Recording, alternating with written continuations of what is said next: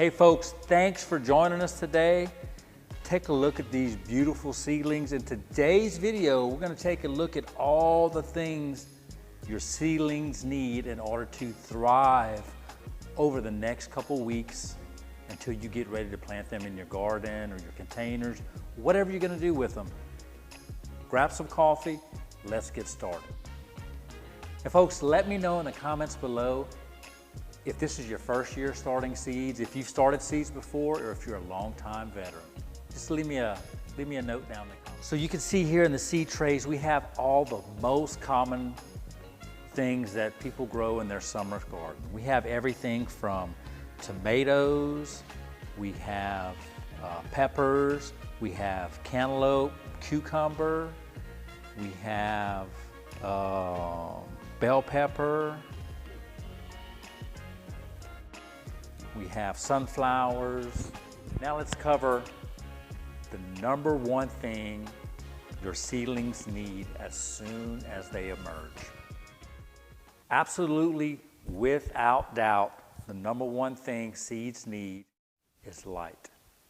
Once your seeds break through the surface of the soil, you either have to supply them with enough light in order to have photosynthesis and grow, or you need to take them outdoors in a protected area like a greenhouse or a covered patio, something like that where they can start getting that daylight, which is going to be 10, 14 hours of daylight. So just setting them on a windowsill, especially during the winter months, is not going to be enough daylight, even if it's a southern facing windowsill, if you're in the northern hemisphere, like North America or Canada. So we'll take a look at two options for lighting and some of the bulbs also. Here's what you need to know. So here's an excellent choice for a grow light. It's a 4-foot shop light. You can see most of them come with a chain where you can suspend these lights to the right height above your seedling trays. You can find them in all the big box stores, Walmart. I'll have a link in the description below for some on Amazon. You can use books, magazines, spare pieces of wood to get them up to the correct height. Another great option are these clip-on work lights. You can find these again at all the big box stores, Walmart. Again, I'll have a link for Amazon down below. These are easy. You can set them right on top of your grow trays when you have the dome on top. Probably takes 2 per grow tray. Don't worry about what type of light you get. Concentrate on the bulb. That's what's important.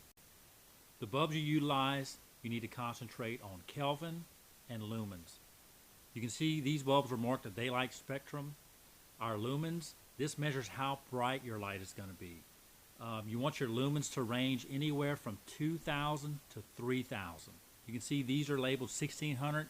These actually worked well because they're still in the Kelvin of the 5,000 range, which we can see marked on this box here. Now, your Kelvin is your bright daylight. That's actually the color of the hue of the bulb. Lower is going to be yellow, higher is going to be the bright, clear, white daylight. When you put your lights on, they need to be directly over the seedlings. You can raise those as your plants grow to where they're just an inch or so above the tops of those seedlings, as we're doing here. Hey folks, if you're getting useful information out of this video, do me a favor, hit the like button below. If you want to see more videos like this in the future, hit the subscribe button, click the bell, and click the all videos icon. Okay folks, so without a doubt, lighting is your number one factor once your seeds emerge. Okay, so make sure you're ready with your lights. Make sure they're in the daylight range. Okay, very important. So next item up for bid is watering. So when is it time to water?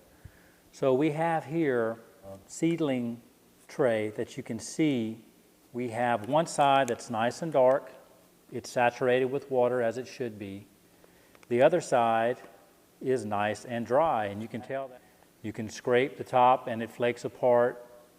that's when it's time to water. You want to let your seedlings, you want to let the tops sort of dry out a little bit before you give them some additional water. That just makes sure that the soil is not constantly moist so that fungus and mold can take hold. So once your seedling, once the top, you can flake the top like this, it's dry, so you need to go ahead and apply water. Check your seedlings every 2 to 3 days, and you can either top water them or you can water directly into the seed trays here at the bottom, and then let the plants wick that water up through the bottom. So since we're talking about water, the third item on the list for successful seedlings is fertilizer. So once your seedlings have reached the 2-week mark, it's time to start supplying them with additional fertilizer.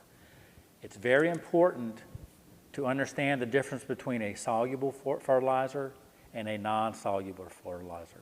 This is a ready-made, slow-release 10-10-10 that I highly recommend once your seedlings are ready for the vegetable garden.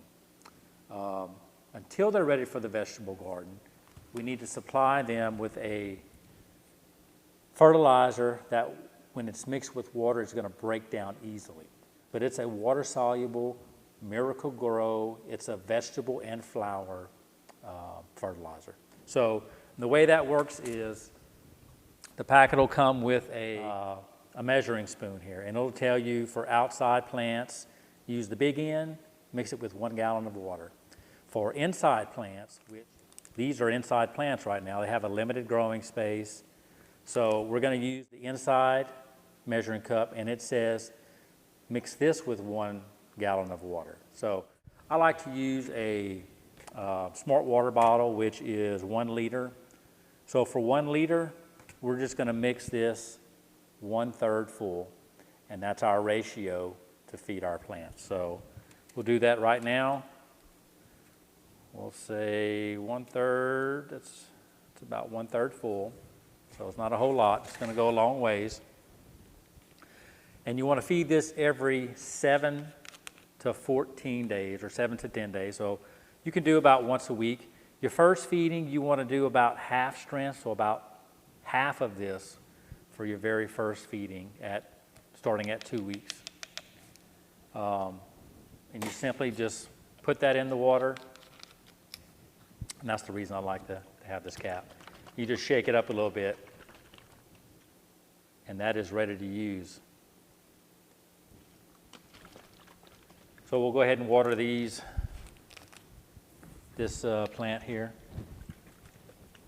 These are the jalapeno M, which is a very mild pepper.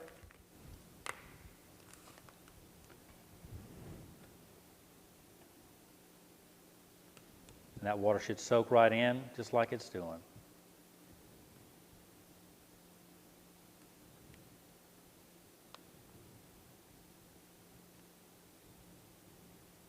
And I am a top waterer by habit,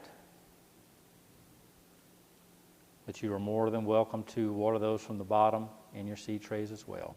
All right, folks, we're almost through this. We've covered supplying the light for your seedlings. We took a look at watering. We're now fertilizing your plants, so they are well on their way to making it into your garden. So the only other thing you're going to want to watch is if you have plants that need to be repotted. So how do you know if a plant needs to be repotted?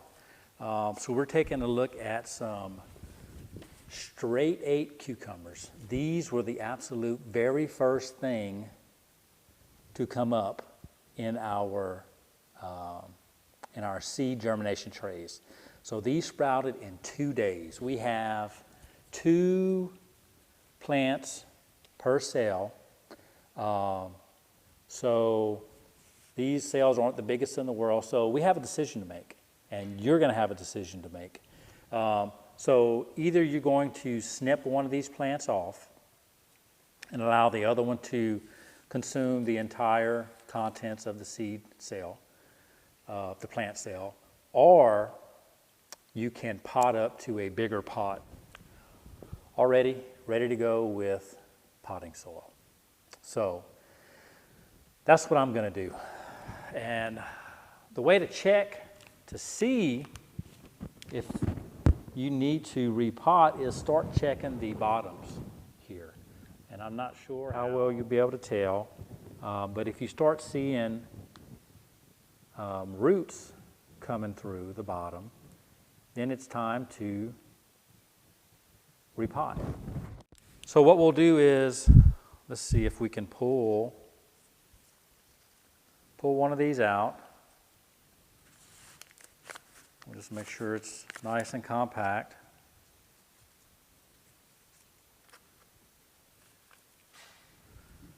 So right here, excellent root mass.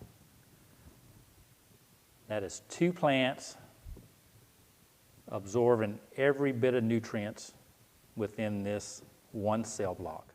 So, like I said, we have 2 plants. So we can either choose to repot this into a much larger pot, or you can break these apart and then have 2 plants. So we'll do a couple where we replant, and then we'll do a couple where we break them apart. Potting mix. So I like to use a Miracle-Gro potting mix. It already has nutrients in it.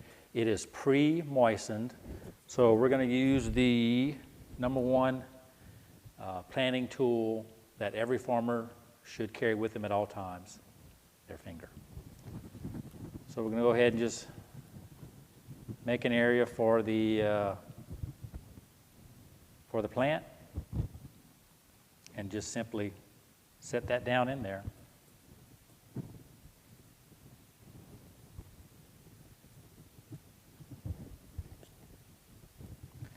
And remember, we have our bottle of nutrients, our fertilizer. So we're just going to moisten that, give it a good drink.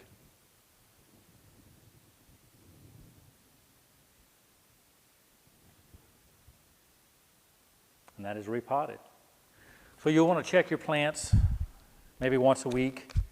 Just start tipping them over, and you'll see it'll be the larger cells like these. These are busting out. They have their true leaves are coming out. You can see here their actual true leaves. So these are ready to go. Now let's take one, break it apart into 2 plants. It should pull right out. There we go. So you can see again, very nice root ball, or root mass, I should say. So what we want to do, we can either crumble this up or just tear it apart.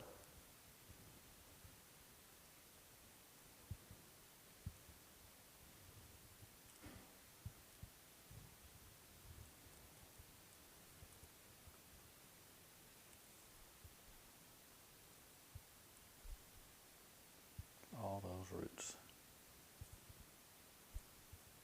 Okay, so now we have 2 entirely different plants with 2 sets of roots. So now it's very important, once we plant these, you do not want to put them back in the direct sunlight if you have them outside in the greenhouse like I do. And again, we're just going to use our handy dandy gardening tool, make a nice hole in the pot. Again, this is pre-moistened. We'll come back and put a little bit more soil on top. Now those are ready to go. So you're going to want to leave these out of direct sunlight, at least for a day or 2. Give them a chance to recover. Then you can put them back out in the greenhouse or back under your grow light. So you probably just want to set them aside for a day and then put them back under your lights the next day.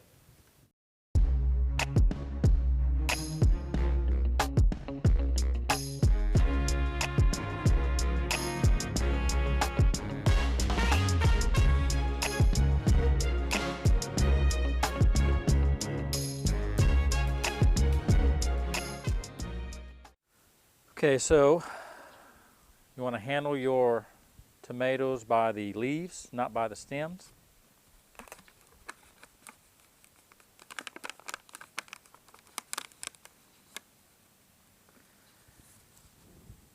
And I have let these plugs dry somewhat, so you don't want them saturated with water because they'll be extremely heavy. But you can see I'm holding these by the leaves, not by the stems.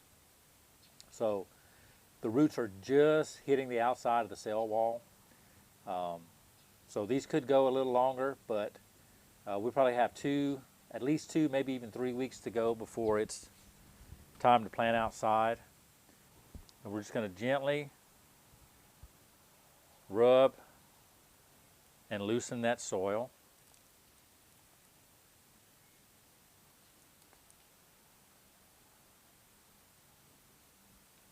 Once we get it to a point, we can just work the roots apart.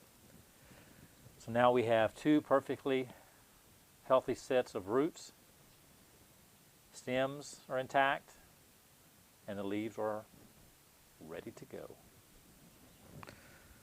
We'll drop one back in the bucket, and one will go in the new pot.